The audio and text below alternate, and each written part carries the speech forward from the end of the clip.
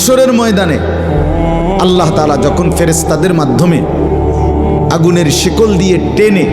জাহান্নামকে হাসরের মাঠে এনে দাঁড় করাবে, মনে করেন এখানে আইনা রাখবে, আমরা সবাই তাকাবো, এরকম হাসরের মাঠে যখন জাহান্নামকে আনা হবে,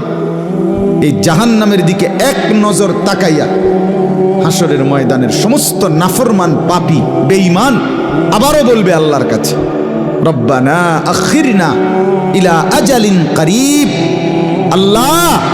একটু সময়ের জন্য দুনিয়াটা আবার ফেরত দেন, হায়াত আবার ফেরত, সময়গুলো আরেকবার দেন, আরেকটু সময় দেন, নজিব দাওয়াতাক, আপনার সব কথা তখন মেনে নেব, ওয়ানাত্তাবিউর রুসুল,